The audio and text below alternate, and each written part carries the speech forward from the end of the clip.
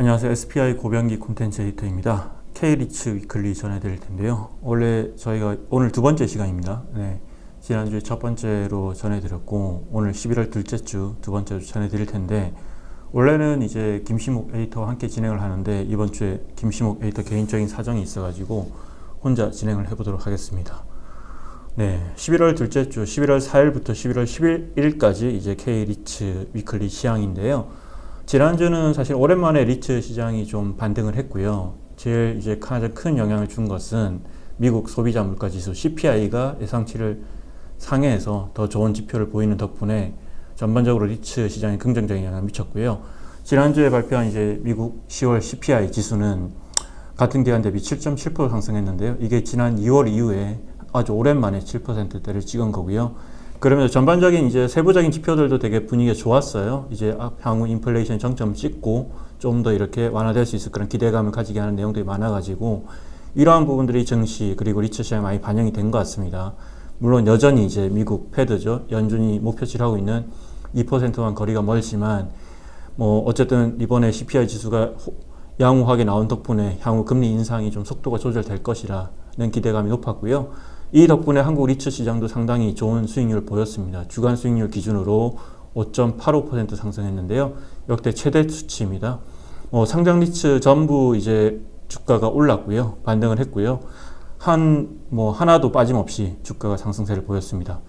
특히 이제 코랑코 더원 리츠, 여의도에 있는 하나증권 빌딩을 이제 기초자산으로 하고 있는 리츠죠. 코랑코 더원 리츠 같은 경우에도 올해 상반기 상장한 이후에 지난 9월에 이제 신규 자산 편입도 취소하는 등 좀 최근에 어떤 그 악화된 시장의 영향을 많이 받았었는데요. 지난 한 주 동안은 무려 이제 12% 이상 상승하면서 역대 최고의 상승률을 보였습니다. 그 이외에 대부분 리츠들이 이제 양호한 흐름을 보였고요. 개별 리츠로 보면 이제 지난주에 이제 마스턴 프리미어 리츠가 이제 보도자료를 발표했어요. 11일에 보도자료를 발표하면서 배당액을 5.85%에서 6.1%로 공모가 기준으로 좀 더 상향 조정한다고 했고요. 가장 큰 이제 배당액 상향의 어떤 배경은 이제 임대료 상승률이 예상보다 이제 큰 폭으로 이뤄지고 있다는 부분인데, 실제 이제 마스턴에서 예상했던 올해 임대료 상승률은 연 2% 수준 생각했는데 유럽도 지금 인플레이션에 강한 영향을 받고 있기 때문에 내년에는 연 5% 수준으로 오를 것으로 생각하고 이러한 이유로 배당액을 상향한다고 발표를 했습니다. 네. 이런 이제 시향을 떠나서 지난주에 사실 가장 큰 이슈가 됐던 거는 한국 리츠 협회에서 진행한 리츠 IR이었던 것 같아요. 사실 이제 지난달에 10월 말이었죠. 삼성증권에서 이제 K리츠 코퍼레이트 데이라고 이제 상장사 상장 리츠 IR을 한 지가 얼마 안 됐기 때문에 특별한 이슈가 없을 것으로 생각을 했었어요. 실제로도 참여한 회사가 6개 리츠 AMC, 8개 리츠로 많지는 않았습니다. 전체 상장 리츠의 절반 정도밖에 안 되는 건데, 아마 이제 기존에 보름 전에 진행했던 IR과 특별하게 달라지는 내용이 없다고 생각하고 참석을 좀 많이 안 한 것 같아요. 그래서 그냥 아무 큰 이슈 없이 지나갈 거라고 생각을 했는데, 근데 이날 좀 이제 이슈가 하나 있었어요. 이제 이슈가 있었던 거는 위례에서 글로벌 리츠입니다. 미국에 있는 이제 물류센터를 기초자산하고 상장하고 있는 리츠죠. 사실 이제 올 초에 5월 달에 한번 이제 미국에 있는 자산들 추가로 편입하기 위해서 유상증자를 하겠다고 발표를 했다가 시황이 악화되면서 7월에 이제 유상증자를 연기하고 연내하겠다고 이제 발표를 했던 리츠인데요. 이 리츠가 사실은 근데 그 동안에 특별하게 공시는 안 됐지만 제3자 배정을 통해서 일정 부분 유상증자를 통해 자산 편입을 하려고 계속 하고 있었어요.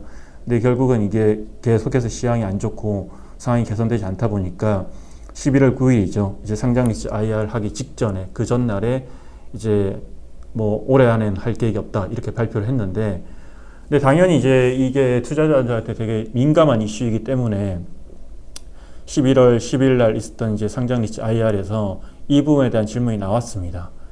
근데 주주로서 당연히 할 수 있는 질문이라 생각을 하고요. 근데 사실 이제 예상됐던 질문인데 좀 예상치 못했던 것은 미래에셋 자산운용의 반응이었어요. 저도 이제 상장 리츠 IR에서는 이런 장면을 처음 봤는데, 실은 이 플로어에서 질문이 나왔는데 상당히 이제 좀 뭔가 예민하게 반응을 했어요. 심지어 이제 어찌 보면 그 영상을 보신 분들은 아시겠지만 질문을 왜 하냐, 그런 질문을 안 받겠다 이런 태도를 보였기 때문에 IR이 끝난 이후에도 상당히 이슈가 됐는데요. 이게 상장사기 때문에 그게 긍정적인 이슈든 부정적인 이슈든 투자자들한테 정확하게 설명을 하는 것은 의무입니다. 의무인데, 그리고 뭐 사실 이제 우리가 항상 벤치마킹 대상으로 삼고 있는 싱가포르 리츠나 이런 쪽을 보면 되게 그런 공시를 자주 하고 조그만 변동이 있더라도 그거를 되게 그러니까 정확하고 디테일하게 이제 밝혀주거든요, 투자자한테. 근데 이제 미래에셋 글로벌 리츠의 이날 태도는 사실은 이제 듣기 싫은 얘기, 하기 싫은 얘기이기 때문에 안 듣고 안 하겠다 이런 태도였거든요.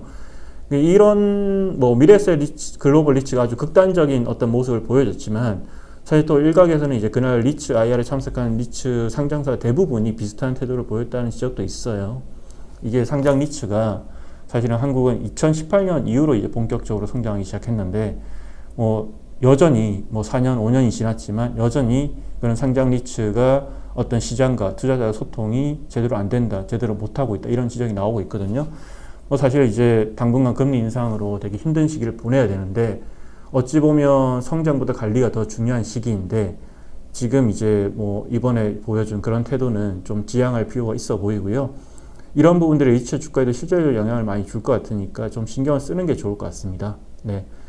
뭐 지난주 국내 상장 리츠 시장 소식은 이 정도 전해드릴 텐데요. 마지막으로 이제 한 가지 더 덧붙이고 싶은 거는 사실 글로벌 리츠 시장으로 보면은 사실 이제 글로벌 리츠 시장도 주가가 많이 떨어졌기 때문에 많은 이제 이벤트가 발생하고 있어요. 좀 대표적인 게 최근에 이제 상장 리츠들이 이제 많이 인수가 되고 있는데 이 상장 리츠를 인수하는 곳이 어디냐고 하면 이제 블랙스톤이라든지 브루필드 그리고 싱가포르 투자청 같이 자금에 대한 자금의 여유가 있는 큰 손들입니다. 이들이 이제 상장 리츠를 이제 인수하는 이유는 뭐 사실은 자산 가치에 비해 되게 저평가되어 있고 이 기회를 활용해 가지고 포트폴리오의 부족한 부분을 메꾸는 그런 측면이 있어요. 싱가포르 투자청도 최근에 글로벌 리츠 시장에서 되게 활발하게 움직이는 투자자인데 지난주에도 하나 리츠를 인수를 했어요. 캐나다 산업용 리츠를 33억 달러에 그것도 올 현금으로 인수를 했습니다. 사실 뭐 그 리츠 이름은 서밋 인더스트리얼 인컴 리츠라고 캐나다에 있는 물류센터에만 투자하고 있는 리츠이고요. 뭐 이런 흐름들이 사실 최근에 상장 리츠 시장의 주요한 특징이기 때문에 리츠 투자자들도 한번 유심히 살펴보시고 어찌 보면 이런 큰 손들이 왜 그런 어떤 상장 리츠를 인수를 하는지 어떤 매력이 있는지 참고하면 투자에도 아마 도움이 될 수 있을 것 같습니다. 네, 이번 주에는 이렇게 마무리하도록 하겠습니다. 고맙습니다.